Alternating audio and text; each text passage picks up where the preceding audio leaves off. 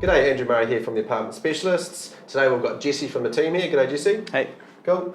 Now, what we're talking about today is character apartments. I love older apartments. They hold their values. They just look stunning. Yet they're often you have these IEP ratings or these percentages attached to them, and it's all about earthquake and all this kind of thing. What does that mean? Okay, so an IEP rating stands for Initial Evaluation Procedure. It's a percentage that's given to the building, which is a percentage of the new building standard. Okay. So, for example, if a building was built today, it'd be at 100% because it's got materials like steel, which allows it to move. Okay. Whereas a building that was built in the early 1900s, it's more likely a concrete or brick building. Yeah, that makes sense. Yep. Okay. So, I love these kind of apartments. I personally like to buy them because I think they'll go up in value the most. Yeah. Because they're irreplaceable. But what happens if I buy one that's that's underneath that threshold? And what is that threshold? Yeah, so the threshold's at 33%.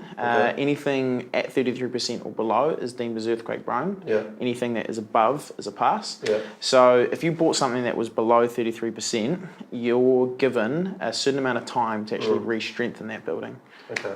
Yeah. So, what's the difference between if I bought, say, a character apartment that was, say, 20%, so below that 33, in Christchurch or Wellington compared to Auckland? What's the difference? Yeah, so it's all dependent on where you are in Auckland, where you are in the country. So Auckland's deemed as very low risk, so you're actually given 35 years to re-strengthen it, whereas the likes of Christchurch or Wellington, it's deemed high risk, so you're only given 15 years. Okay, so basically if we have an apartment complex, let's say got 10 in it, like let's take us a small one, and it's $1 million to fix, so that means I've got essentially, or the whole body corporate has got 35 years being in Auckland to come up with that $1 million. So you divide $1 million by 10, which is 100,000. Yep. Then divide it again by 35, and each year you're putting away a little bit. Yeah, into a long-term maintenance fund. So it doesn't seem as much. So really it wouldn't affect owners that much at all. Yeah, exactly. Like there's a huge opportunity in Auckland because you'll potentially save yourself a few $100,000 off that apartment because of the stigma that it holds, when really all you're going to have is a slightly higher body corporate fee for the next 30 years. Okay, now we know banks don't lend on leaky apartments.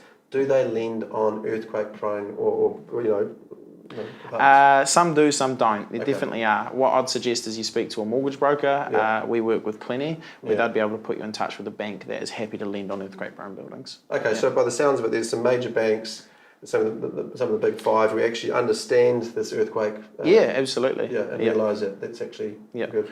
Yeah, there's a few key points though. You just have to speak to someone from the body corporate, make sure that they are putting away money to re-strengthen it, or at least intending to. So some aren't? Some aren't. Yeah. Okay, so that means if you don't know this, you could in 35 years' time get hit with a big bill. Exactly, yeah. Okay, that's a really important point. Thanks, Jesse, for coming in today. No worries. I think everybody got a lot better feel of earthquake-prone apartments and the risks involved and how to avoid those risks. Now, if you've got any questions about today, because it is quite a complex topic, please put them in the box below and we'll answer them for you. And maybe if they're good enough, maybe if they're good enough, we'll do a podcast on them. Yeah. So thank you, Andrew Murray here from Apartment Specialists. Now, next week we're going to be talking about body corporate fees. Now, what I mean by that is how much should they be?